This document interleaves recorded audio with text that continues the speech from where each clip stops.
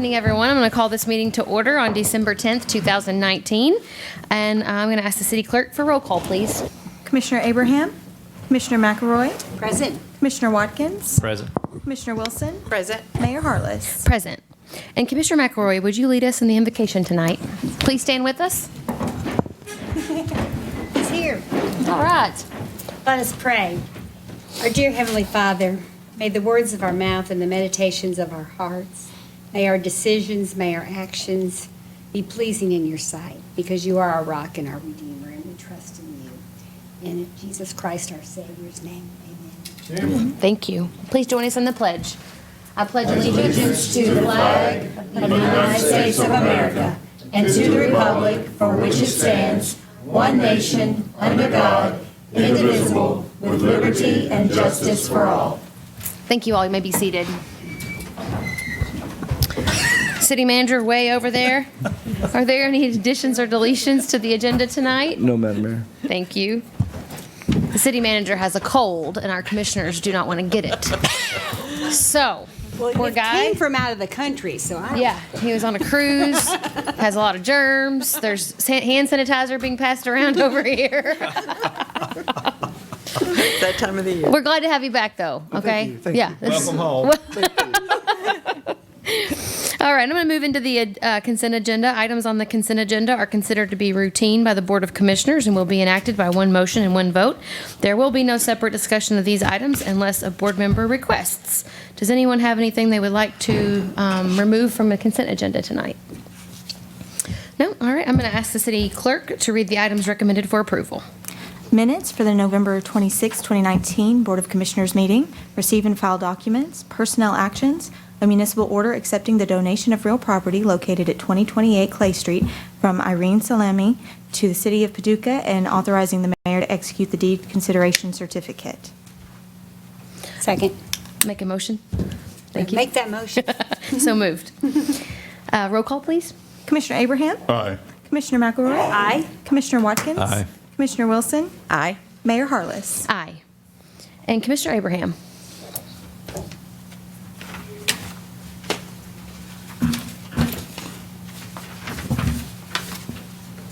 One second.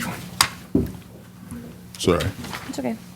I move that the Board of Commissioners adopt an ordinance entitled, an ordinance providing for the closing of a portion of an alley between 600 and 606 Broadway, 105 and 111 South 6th Street, and 603 Kentucky Avenue, and authorizing the mayor to execute all documents relating to same. This ordinance is summarized as follows. The City of Paducah does hereby authorize the closure of a portion of an alley between 600 and 606 Broadway, 105 and 111 South 6th Street, and 603 Kentucky Avenue, and authorizes, empowers, and directs the mayor to execute a quick claim deed from the city to the property owners in or abutting the public ways to be closed. Second. Thank you. Any discussion on this? This was the item that Mr. Murphy updated us on behind the Irving Cobb in preparation for the work that they're doing there. Yeah, I have a question on that. When we close an alley, a portion of an alley, whether it's here or anywhere in the city, do we notify property owners that that's going to happen? Absolutely, it's a requirement. Matter of fact, the adjacent property owners signed the application, and in the event that they don't sign the application, they're made aware of the action because it's a public action. And so long as it is anybody who the abutting property owners may or may not know about it, when they are informed of it, if they wish for that not to happen, we move it forward, and then it is determined over in the McCracken County Courthouse by the judge. Okay, so if there's an alley running behind I buy a house, there's an alley. Yes, sir. I have access to the alley to the back of my property. If, for instance, the city's like, well, we're not using it anymore, and we're going to close it, then I'm notified that that's going to happen? Yes, you are. Okay. If you are abutting that portion If Okay. you're not abutting that portion, but your service, your access is still available, you're not notified because you still have access. Okay, just so folks will understand, abutting meaning, Touching. okay, all right. Okay, all right, thanks. Thank you. Any other questions for Rick while he's up here? No? Okay, thank you. Roll call, please. Commissioner Abraham? Aye. Commissioner McElroy? Aye. Commissioner Watkins? Aye. Commissioner Wilson? Aye. Mayor Harless? Aye. And Commissioner McElroy. I move that the Board of Commissioners introduce an ordinance entitled, an ordinance amending ordinance number 2019-6-8578, entitled, an ordinance adopting the City of Paducah, Kentucky annual operating budget for the fiscal year July 1, 2019 through June 30, 2020, by estimating revenues and resources and appropriating funds for the operation of city government, and authorizing the finance director to make payment to the United States Army Corps of Engineers, Louisville District. This ordinance is summarized as follows: that the annual budget for the fiscal year beginning July 1st, 2019 and ending July 30th, 2020, ordinance number 2019-6-8578, be amended by the following reappropriation. Transfer $687,900 from the FY 2020 General Fund Reserve to the Floodwall Cash Match Project account. Further, this ordinance authorizes the finance director to make payment to the United States Army Corps of Engineers, Louisville District, in the amount of $687,894 in accordance with the project partnership agreement for the City of Paducah's local flood protection project. Second. Thank you. Mr. Murphy? Mayor, Commission, City Manager, this is, again, just a part of an ongoing long-range project we've been working 22 years on with Corps. And we are at the project stage. It's been authorized at 31. I'm just going to use round numbers, even though we have the exact numbers. The project's been authorized at $31 million. It's been fully funded by the Corps. Our obligation is 35% of $31 million. Of that 35%, we have to give the federal government 5% in cash. To date, we've given them about $874,000 in cash. They are currently requesting the $687,000 in cash, and we will meet our cash obligation to date. So they will not be asking for more cash. However, if we do not meet our in-kind requirement that adds up to the full 35%, then we may owe them cash later, much later. But at this time, they're asking for that money to keep the project moving as they are cash flowing the project with us with the activity that's going on with the project as we speak. Can you give us a few examples of the kinds of projects that we will be doing and we are doing with this? And then also a few examples of what in-kind might look like? Okay. Okay. What's really sad about this project is normally when you have a project that is this big, you normally will see it. Mm-hmm. Most every bit of this project will be internal. It's going to be inside vaults, inside pump stations. The pump station's appearance will not change on the outside. However, everything, all of its inner workings, its electrical, mechanical parts are all going to be replaced. That's the sad part because you don't get to see it. What are the in-kind parts? Pump station number 9, we actually rebuilt here a couple of years ago. We've spent $276,000 replacing the pumps. We did that with our dollars, okay? And our dollars get counted as match against that $31 million or part of our 35% in kind. The current project that we have going on with our pump station number 2, it's about a $6 million project that we're doing. The City of Paducah has contracted. That will count against our match. We're doing that with independent contractors, independent engineers working on our behalf, but it is in a full cooperative effort of the overall project. So that's actual dollars being spent. I'm used to in-kind in the grant world being labor that you're already paying for anyway. It is. For example, as I'm sitting in my office and I get a phone call or I spend half a day coordinating the project, I will charge my time against the project as an in-kind activity. The flood wall team that we have out there, if they're doing things directly related to the project and its completion, we're charging their time. We're capturing their time and charging against the project. Okay. Great. Any other questions? No? All right. Thank you. Commissioner Watkins. I move that the Board of Commissioners introduce an ordinance entitled, an ordinance authorizing a contract amendment with Everard String Construction Company in an amount of $16,951.32 for the Pat and Jim Brockenborough Rotary Health Park Phase 2 project, and authorizing the mayor to execute all documents related to same. This ordinance is summarized as follows. The mayor is authorized to execute a contract amendment with Everard String Construction Company for an increase in the amount of $24,451.32 and a decrease in the amount of $7,500 for a net increase to the contract in an amount of $16,951.32 for the Paducah Health Park Phase 2 project.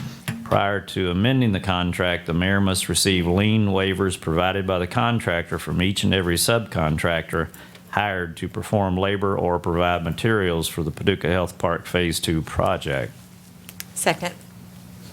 Mayor, Commission, this is our one change order for the project. Some of it was state required with changes in the bathrooms, with some of the things that we actually had signed off on the design going through the process, but when their field inspector got on, he had some changes that were necessary to make on that. It was one of the rainiest seasons, construction seasons on record, and we are authorizing 78 days extension for the Everard Strand Corporation. But we did negotiate. They had actually requested 108. And we sat through negotiations with them and knocked down 30 of those days, and that's the $7,500 credit that we would be receiving back from them on the delays. And this is being funded mostly through the Brockenborough funds that were donated Right. for this project. We have that set aside in that project account. Any other questions for Mark? No? All right. Thank you very much. Thank you. Commissioner Wilson? I move that the Board of Commissioners introduce an ordinance entitled, an ordinance authorizing and approving the forgiveness of a loan owed by the Paducah Golf Commission and repealing ordinance number 2013-12-8109 and ordinance number 2015-18208, which authorized and modified the loan between the City of Paducah and the Paducah Golf Commission for capital improvements to Paxton Park Municipal Golf Course. This ordinance approves the forgiveness of a certain promissory note owed by Paducah Golf Commission, also known as Paxton Park Municipal Golf Course Board, to the City of Paducah for certain capital improvements needed for the preservation of the Paxton Park Municipal Golf, a city-owned municipal park, and repeals the initial ordinances approving the financial assistance. This forgiveness is necessary due to current financial challenges encountered by the Golf Commission due to inclement weather. This ordinance also approves and authorizes the mayor to execute and deliver to the Golf Commission the forgiveness of debt agreement which evidences this forgiveness. Second. City Manager? Thank you, Madam Mayor. Yeah, basically what the ordinance does is what Commissioner Wilson said. It releases the Paducah Golf Commission from the debt.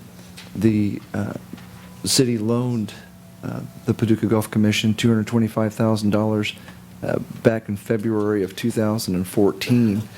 At that time, they were to pay it back, which they have been doing on a monthly basis, and they've been true to their debt schedule with interest to the city. But at the same time, we kind of loaned a city park city funds.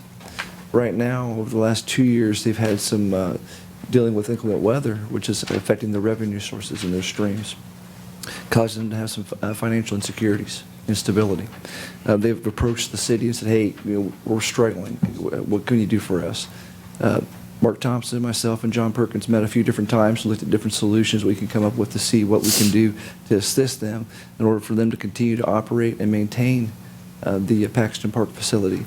And this was one of those solutions we came up with, was actually forgiving the outstanding debt that they owed to the city. Basically, in essence, we're paying them annually, and they're turning back around and paying us the money back. we're paying ourselves. So we're asking this body here to consider forgiving this debt. Now, in the future, this will go into effect in January. So January 1, we'll forgive the debt. And that means next year, over those 12-month periods, they won't have to pay that debt service. And so they can start getting on their feet financially. And then, of course, whatever this body decides to provide to them financially next year through the outside agency funding, they will get that on top of this. The outside agency funding is a kind of a strange one for them because they're really not an outside agency. They're actually a municipal park that we're treating like an outside agency. It's a little bit different, but at the same time, if we don't ensure their financial stability, they're not going to be there. Do you know what the funds were used to do? The loan? It says for capital improvements and equipment. That's what I thought. Okay. It was, yeah, it was So it was an definitely for capital investment. improvement. It was an on the investment back into on the course. So It's an investment back into our asset. exactly. Yeah. Okay. And, in the future also, we're going to be looking to see what we can help them with as far as their equipment. Most of their equipment is very, very old, but 1960s, 1980s. They need replaced. They spend a lot of their time working on the equipment other than operating the equipment. So they need a little bit more help, and we're looking as another solution to kind of help with that as well in the future. Again, just an investment in our own asset. Anyone else have any questions about this? I remember meeting with them when they were asking for the loan, and we, gladly did that to help them. And I think it's a good move that we need to do to preserve that asset that the city has. Mm-hmm. Great. Any other comments? Okay. Commissioner Abraham. I move that the Board of Commissioners introduce an ordinance entitled, an ordinance establishing the Paducah Creative and Cultural Council. This ordinance is summarized as follows. This ordinance establishes the Paducah Creative and Cultural Council by adding sections 2-581, 2-582, 2-583, and 2-584 to the Paducah Code of Ordinances. The council shall be composed of 5 citizens: the Paducah Director of Planning, the Paducah Neighborhood Project Planner, and the Paducah Grants Administrator. This ordinance outlines the method by which council members shall be appointed and the role and function of the council. Council members shall serve without compensation and shall not incur any indebtedness to be paid by the city. Second. City Clerk? Yes. So in January of this year, the commission held a strategic plan workshop. And in that workshop meeting, it was identified that establishing a creative and cultural council was one of our WIN initiatives. So in the following months, city staff met with 34 local artists and creatives to go over kind of how they viewed arts and culture in Paducah, where we could make improvements and how we could expand creative industries. We also hosted a creative industries symposium this year, and then we applied for the National Endowment for the Arts grant to be able to host additional workshops that promote entrepreneurial creativity. That is just a few of the things that we've done this year. We also kind of started to dip our toe into the water with the shift workshop, and you heard from those groups last week. So we wanted to keep the momentum going and really invest in our creative industries, and we thought a council would be the way to go about doing that, to bring our citizens in on the conversation about our creative industries. So this basically creates that council. It will be made up of 5 citizens, plus our planning director, our neighborhood project planner, and our grants administrator to help them work through some of the roles and the functions that are set out for them to be able to do. If this is approved by the commission, the next step would be to appoint those citizens to the board, and that would be a mayoral appointment with commission approval.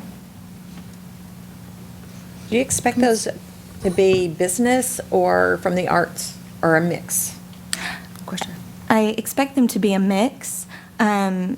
Basically, we put into the ordinance, it's kind of general about who it can be. They need to be a citizen of Paducah and have some sort of background in arts and culture in some aspect, if possible, or they can just be a concerned citizen. So I expect that they would be a mix, and we would do a call for resumes for the people that would be on the council eventually. So if someone's interested in applying, how do they apply? I know that there's a process they can go through, a form that you have to apply for boards. Yep, we have a board appointment form, which is both on the internet, and also you can just contact the clerk's office and we can get that to you. We ask that they just fill that out and attach a short biography or a resume for you all to consider when you're looking at appointing someone. Any other questions? I do think, as I'm looking through the list of the roles and functions, it mentions undertaking initiatives that support the creative economy, uniting and connecting local partners to address community needs. For example, when I went to there's a local arts consortium group that meets that gets funding from the city, and they mentioned transportation being a big barrier to some of their participants in their programming.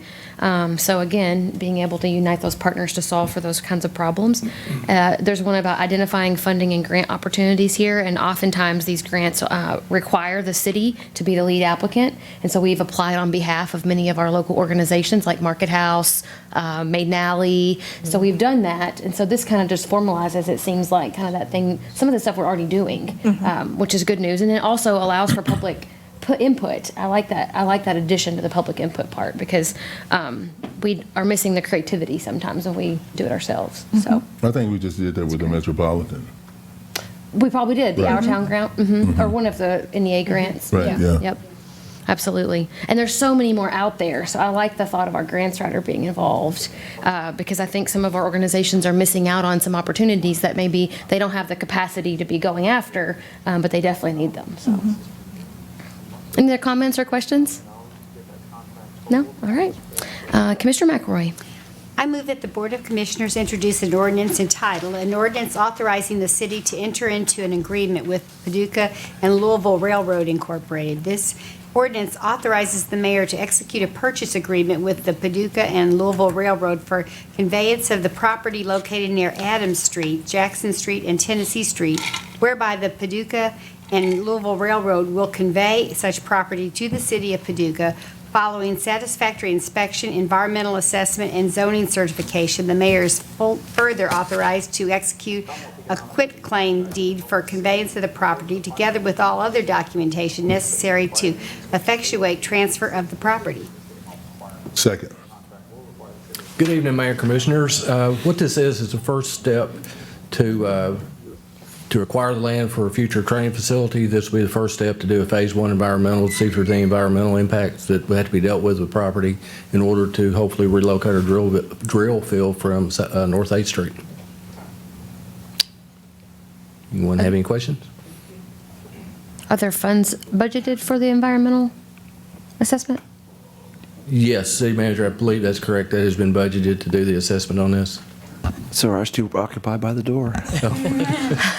What was the question? Are there funds available for the environmental review that they want to do on this property if we receive it? Yeah, they're going to use funds that they actually had set aside to do for the grant for the fire engine we applied for that was denied. Okay. So they do have money in the budget that they can use for the operations. All right. I do remember in our capital improvement conversation, there was quite a bit of funding. That's later on. Okay. Yeah, this right here basically is just a donation of property to the city, but we are going to go through our due diligence to make sure we're not, taking on any unnecessary liabilities. That's what the environmental is for. But later on, we'll have to set monies aside and apply for grants to actually do the improvements to the property. Any other questions? Thank you. No? All right, thank you. Commissioner Watkins. I move that the Board of Commissioners introduce an ordinance entitled, an ordinance authorizing the mayor to execute a professional services agreement with Commonwealth Economics Partners, LLC, in an amount of $43,824.80 plus direct expenses in an amount not to exceed $4,000 for consulting services related to the tax increment financing TIF program for the Paducah Riverfront Development Project. This ordinance authorizes the mayor to execute a professional services agreement with Commonwealth Economics Partners, LLC, for the tax increment financing TIF program. This agreement is in the amount of $19,824.80 for services rendered since June 2019, plus $4,000 per month, not to exceed $24,000, for a total base contract amount of $43,824.80, plus direct expenses in an amount not to exceed $4,000. Second. Ms. Tracy?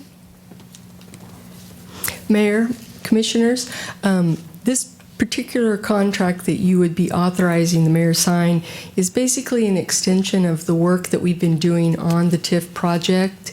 Many times the contract and the process going through that you've had the consultant helping you with, they don't line up in terms of timing. And this is a situation where the TIF application and approval process has taken longer than the initial contract. So this is an extension of a relationship that we have built over the past year and a half with Commonwealth Economics. And they are the consultant that helped us write the TIF application, and hopefully they're going to be the consultant that helps us set up our accounts so that we don't have any mishaps when our TIF fund gets approved, and they will hopefully be helping us as we entertain the state approval representatives when they arrive at the beginning of next year.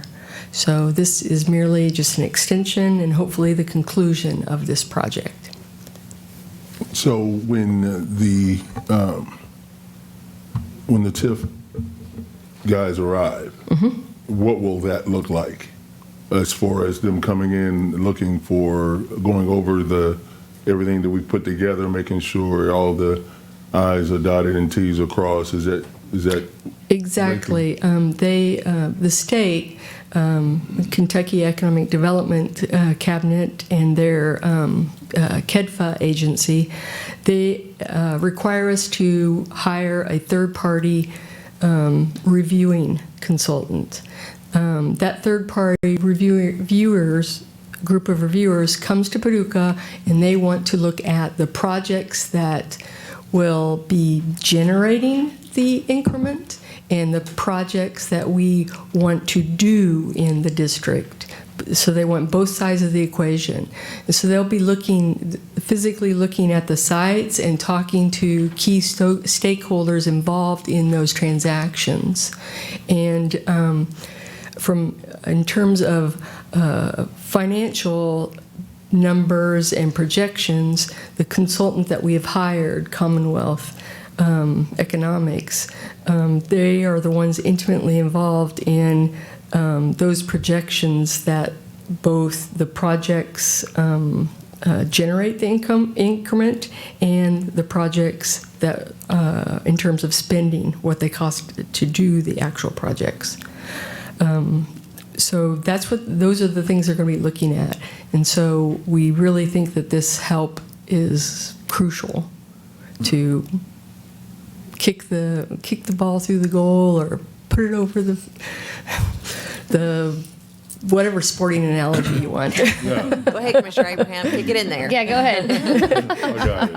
Okay. I appreciate it. You're trying. I'm trying. I got you. Okay. Jim explained the first fruits to me today, so share that with us again, because I think that's helpful, because it looks like we're spending a lot of money and we're not getting a lot of benefit yet, but we will. That's exactly right. Basically, any funds that you expend for the creation of the district are reimbursable through the increment generated in the district. So I refer to these as first fruits. Like, we can claim the first fruits and get the money back for what we put into the district. We pay our consultant to set this up, the application fees, the fee for this consultant to do their work. It's the first fruits of the TIF district. So we'll just have to make sure we're diligent and we're claiming that back to be able to put it back and reimburse our general fund. So it's all reimbursable. Right. Yes. We just have to do it. We have to spend it up front, and then it's reimbursable Yeah. we Once just it's have to- approved. Yeah, nobody will claim it for us. We have to claim it Yeah. for ourselves. I think the other thing that I am impressed with Commonwealth Economics specifically is it's actually founded and owned by John Ferris, who worked under the Fletcher administration and wrote the TIF legislation himself. So when it comes to how complicated this, we've been having this conversation in our community over the last couple months about how complicated the TIF process is in Kentucky. Jim always likes to point out that it's so much easier in Illinois, but it is complicated, and it's the first one for us to be doing. And so having people who understand it inside and out, I think, is crucial for our success, and hopefully teaches us how to do another one someday in other parts of our community. So I think having people who understand it on the front end is going to be really helpful for us, and definitely I think worth spending those resources, especially if they are reimbursable. Any other questions? Was that thoughts? the young man that came down and did the presentation, giving us a heads up? Splinter. Yeah, about the TIF? That was Casey. He works Casey, for okay. Commonwealth. All right. Mhm. Right. I was pretty impressed with him, though, Yeah. also. He was pretty sharp. Anything else? No? All right. You want to stay there for the next one? Okay. Commissioner Wilson. I move that the Board of Commissioners introduce an ordinance entitled, "An Ordinance Regarding the Urban Renewal and Community Development Agency and Designating Members of the Paducah Planning Commission to serve as joint members on both agencies." This ordinance is summarized as follows. The Urban Renewal and Community Development Agency was established by resolution on February 23, 1960. This ordinance creates a new section in Chapter 34, Article 6 of the Paducah Code of Ordinances to establish the URCDA and said Code of Ordinances. The URCDA will be combined with the Planning Commission, and that the 5 members appointed to the URCDA shall be members of the Planning Commission, with the remaining members of the Planning Commission serving as alternate members. This ordinance further appoints the following members of the Paducah Planning Commission to the URCDA: Kathy Gracias, David Morrison, Valerie Pollard, Lorraine Schrampke, and Bob Wade. The powers, functions, and duties of the URCDA and its authority shall be in conformity with KRS Chapter 99.330 to 99.510 as amended from time to time. Second. Ms. Tracy? This particular ordinance does two things. The first one is it establishes the Urban Renewal Community Development Agency. This agency has been, for our purposes, been in existence for decades. However, this agency was established, as near as we can find through our records, by resolution. And now, under state statute, this agency needs to be established by ordinance and codified in our code. And so the first thing that this ordinance does is establish it by ordinance in our city code. The next thing this ordinance does is it allows it basically consolidates the URCDA and the Planning Commission together so that they can operate consecutively at the same meeting and using the same members. What does this do? This allows activities that involve approval by those entities to be conducted at the same hearing at the same time. Plus, the Planning Commission meets twice a month instead of just once a month. So it allows us as a city organization to be more responsive to people who need approvals through the Planning Commission and URCDA. Now, as sharp as you all are, I'm sure you're thinking, well, why not have the same agency or body do it all? The reason why we still need to maintain those two separate entities is because there are literally hundreds of pieces of property that are listed that lists the URCDA as the property owner. To make those changes to all that property would be thousands and thousands of dollars. And we could do that. We could spend the time and the money to do that. But the only thing it would get us would be a different name on that deed.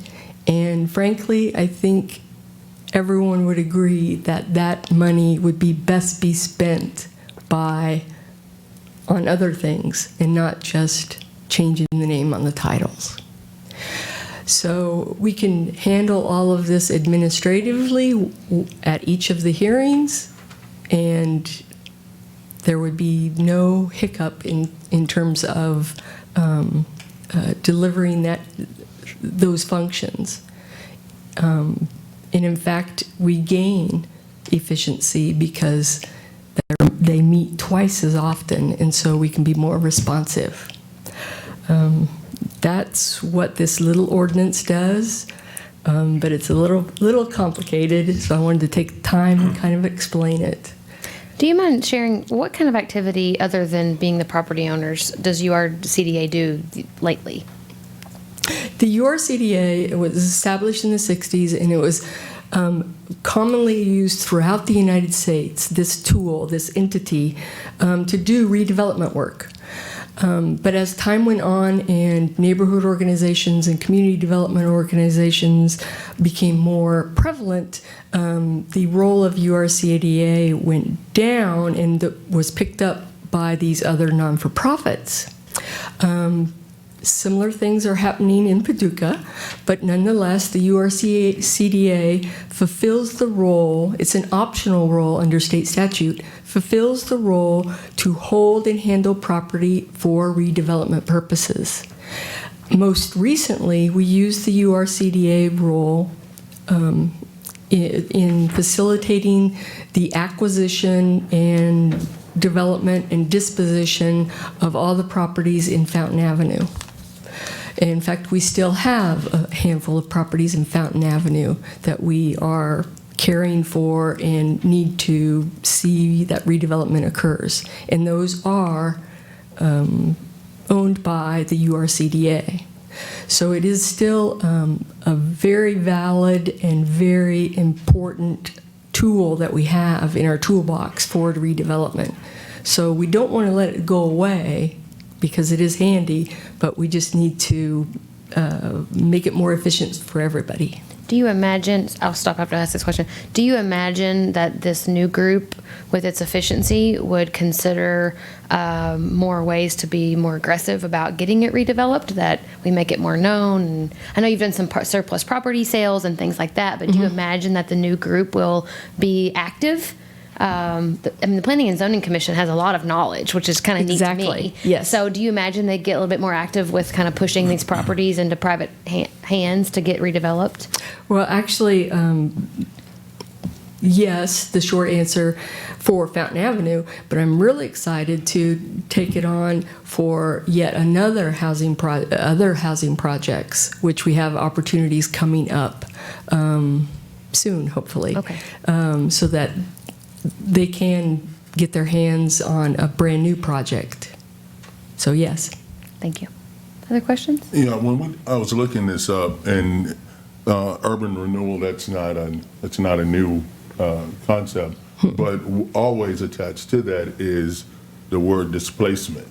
That's been an issue attached to that. So I know we're a small town, and but we typically have, on some scale, same issues as a larger city. So when looking at the authority of this board and what they can do, buy property, those types of things, in my reading, it was suggested, it may be lawful now, I'm not sure, but to have something set up in case that's an issue where there is, because one of the lines that I read where if there is an eminent domain issue, that this board would have the authority to move and make suggestions, or however you want to put it, but that word came up. I know what that means, and usually attached to that is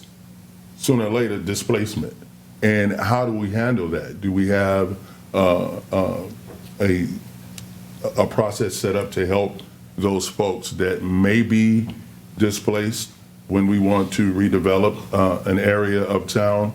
And those are the type of things that concern me prior to this action being taken.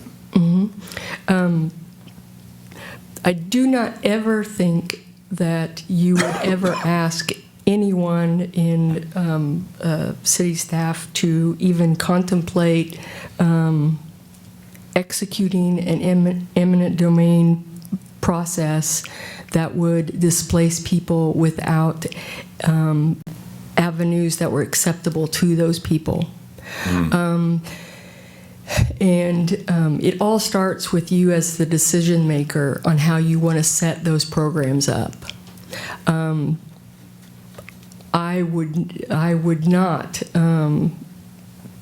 come before you with a project for eminent domain, nor would I ever expect you to approve a project for eminent domain that you did not have a comparable response to the people who are already living on that property. That just is, in the past, that was all too common, but I think we have all developed a lot more sophistication and empathy, and but that is one of the things and one of the tasks of a URCDA, and why you get to appoint the people that are on that agency. A lot of people forget that public engagement and community involvement also takes the form of community members being on those boards. I mean, that's what you're expecting them to do, is to act in accordance with those values. So, eminent domain, okay, that's just one. That was the one that jumped out at me. Oh yeah, But well, let's that's say- the biggest one. Yeah, but let's say I am a property owner, a landlord, and I have 35 units, and it's in a spot where it would be great for some redevelopment. Okay, how would that work? I mean, and I know that we got this going on. I'm like, okay, so I approach the city and I say, hey, you know, if you guys want to, this spot right here, I've heard some talk about some redevelopment, I got these available. How would we handle that? Because there's folks living in those rental properties, even though, you know, that's me and landlord and tenant deal. Those folks, they can't stay there if we decide to do something. I'm just throwing out hypotheticals because the folks that's going to be on this board, when I'm looking at the authority that they have, I'm like, okay, that's a lot. That's it. They have the potential for that authority if you look at the state statute and stuff like that, but they do not have that authority unless you all, as a commission, have authorized those kinds of projects. Okay. Right now, the only thing that they can do is implement the Fountain Avenue incentive program and sell the property that they currently have title to in Fountain Avenue. Right now, that is all they can do, because they have not been authorized by you as the local Board of Commissioners to do anything else. Thank you. Certainly. I have one question. Are there members on URCDA that then their term will be up because they're being replaced by the members of the Planning Commission? Technically, yes, but through the appointment process, those people are now appointed onto the Plan Commission. So I guess no one loses their job, so to speak. Their volunteer jobs? Yeah. Okay. Yes. Well, I noticed over on the Planning Commission, you have to undergo quite a bit of training. So The difference is you do have a required HB 55. It was the House bill that the training's required under, and you do have to meet those requirements. In response to that, first of all, the department pays for those training, and the people do get a stipend for each meeting that they do attend, and that is to kind of counterbalance those training requirements. appreciate their service. Absolutely. Any other questions? No? All right. Thank you very much. Thank you. Commissioner Abraham. I move that the Board of Commissioners adopt an ordinance entitled, an ordinance amending Chapter 42 of the Code of Ordinance of the City of Paducah. This ordinance is summarized as follows. This ordinance amends Chapter 42 of the Code of Ordinances to address the nuisance of junk motor vehicles. Junk motor vehicles which are apparently abandoned or apparently inoperable as defined by ordinance shall be fined at a rate of $100 for the first occurrence 30 days after final order or waived of hearing, and be subject to tow at owner's expense for the second occurrence 60 days after final order or waiver of hearing. Exceptions shall include classic or collector cars, compliance by removal of a vehicle by owner within 7 days after receipt of notice of violation from the city shall be considered compliance, and no further action or fine shall be imposed against the owner. The full text of each section that imposes fees shall be published in accordance with KRS 838.060. Second. I think we've heard about this a couple times now. Does anyone have any questions specifically about this? I got one question. Sure. Is Greg still here?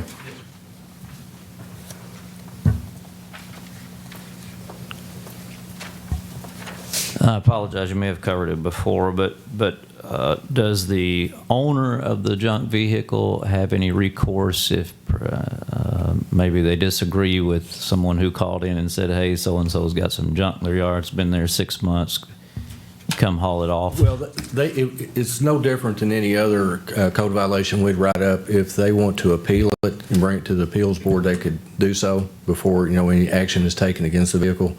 So yes, they do have a way to plead their case, if you would, on if they think it's not a junk vehicle. Okay. Well, I just wonder, because I was over at Royal Oaks today and I saw a 2019 Corvette's been sitting there for several weeks. And I don't think we'll be towing one of them. I've got a junkyard in my front yard. I'd really like to have it hauled over there. Jeez. That's the best joke you've told all year. Any other questions? Any other questions for Craig? No. You put an asterisk by that, didn't you? Yeah, he said, I'm going to say that. That's Great. Oh, that's good. I tell you what, since I've been in office, I've gotten I've probably 3 or 4 phone calls from citizens who are concerned about the beauty of their neighborhood. And when we did neighborhood walks, this came up quite a bit. And gosh, why can't you just do something? And for so long, it was like you call down to City Hall and our staff said, well, there's nothing I can do. I mean, I don't want to violate our laws. I don't want to do all that stuff. So I just feel like this is a way of us kind of saying, yes, that we are going to solve this problem, and it gives some tools to staff to be able to do that. So I appreciate your work on this, Greg, for sure. All right, we're going to move on into comments from the city manager.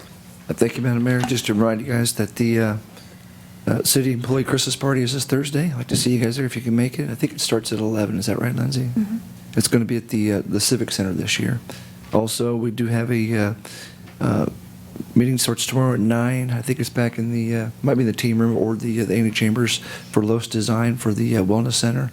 If any of you guys can make that, we'd love to have you. I think it's going to be from 9 to noon tomorrow. And then we have the very exciting thing, a project they've been working on for a long time, the New World project for the computer-aided dispatch system at the PSAP, or what people call the 911 Center. That goes live next Tuesday, a week from today. So at this time next Tuesday, we'll be on that entirely on the new system. Testing is going on right now. Things are going well. They'll actually be on. Tyler will actually be on site next week at 6 a.m. there in the PSAP, getting it ready to go. 7 a.m. we should be going live. Exciting times. Congratulations. Any other comments from the Board of Commissioners? Great parade Saturday. It was one of the best ever. It was just really great. There were no delays. It flowed really well. Is Mark still here? Mm-hmm. Congratulations to your team. It was great. 100 floats. It was amazing. So next Tuesday, we're going to give away the awards, correct? Okay, all right. Could I make one comment? Please do. Last meeting, I was home with bronchitis, and I was laying on the couch watching the meeting, and I did talk to Dan at the college, and there were some complications, but you couldn't hardly hear anything. And, they let a lady 7 feet from the mic sit over there and talk for a while. No one at home could hear anything. And so anyway, Dan said, what we need to do, he said, put these 6 inches from your mouth. Is optimal, and then people at home can hear. But I didn't realize how bad it was sometimes that you just can't tell what's going on. But anyway, so when people come up to speak, get about 6 inches from the mic, and everybody at home can hear you, and move it to your height or whatever, and that makes it a lot easier for the people watching at home. That's all. Thanks. Thank you. Any other comments? Yeah, I have one regarding our dog ordinance, not the one that we just tabled. I'm not talking about that one. We have an ordinance. We have a dog ordinance, and our ordinance, we have a leash law that dogs should be restrained, not just running through the neighborhood. And we've had recently we had an incident in Lower Town where a lady called and she didn't know exactly what to do, and we worked through that. I talked to the city manager about it, and we're working through that. But here's the issue. Currently, we have one dog warden, one for the city and the county. That's a lot. That's a lot to deal with. Us having an ordinance that specifies exactly how we want our that issue to be handled, we're paying a lot of money for a service that is lacking. So I'm not exactly sure. We're going to work through it, but we pay right around $200,000 for that service, and I get calls all the time about dogs not being picked up, or they're just out there. And so I've talked to the city manager about that. It's like an ongoing issue that we're trying to work through. But when you look at what the taxpayers of the city is paying, you want to. It's like anything else. You want service for your funding, and it's not happening the way it should. So, I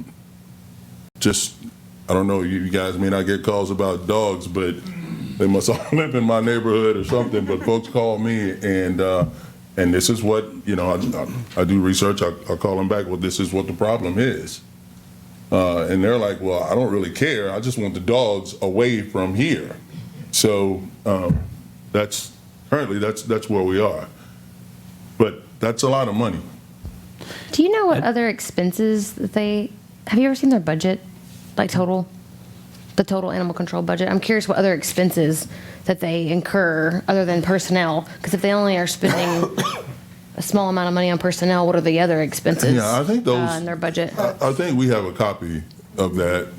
I know we have a copy Probably get it to you guys. of the Humane Society's budget. I'm not for sure if we have the county side of it or not, though. Does our animal control funds go towards the Humane Society, I'm assuming? Yeah. Okay, so then you're talking about operating a building, kennels, all of those things also. Yeah, we pay for a service, basically. Well, the Humane Society is part of that service, I guess, right? Right. Well, it's the other end of it. Yeah, it's the other end of it. I would add that the warden doesn't work on weekends. I called the other day. The dog was loose and creating traffic problems, and the owner was nowhere to be seen. It escaped from someone's yard, I guess. And I called Central Dispatch, and they said, "Oh, it was on a Saturday. He won't be in until Monday. Sorry." Yeah, and those are the type of things that I'm talking about, because our ordinance doesn't say that. What does it say? unless on Saturday or someone's not there, it's okay. It's so we need to fix that. All right, any other comments? No? All right, we have one public comment. Mr. Beeler is here.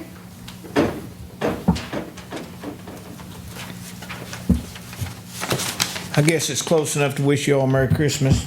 Yeah.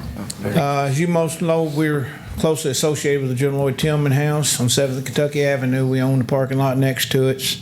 The Irvin Cobb just went through an extensive renovation. Being the good neighbors we are, we allowed everybody to park there, the contractors and the people.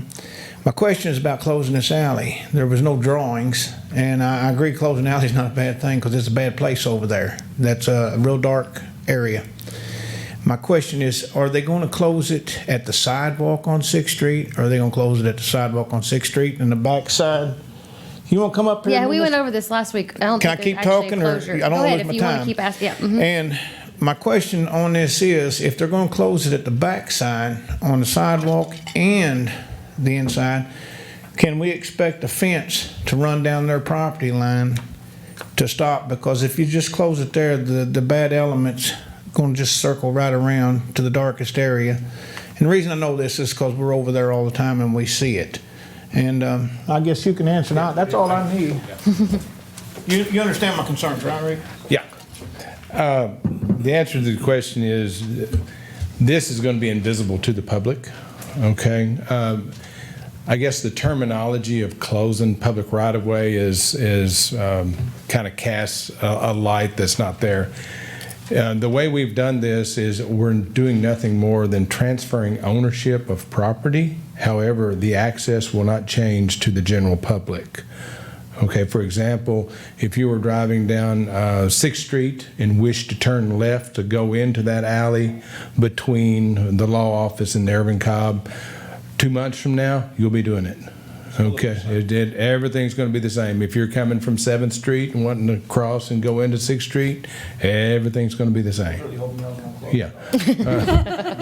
And this was mainly to do with some, I guess, private utility needs that were going to be in a public way, and this was the solution to work with the adjacent property owner for them to be able to meet code and for us to pass liability on to them for those things, but the general public would not experience any change for the use of the property.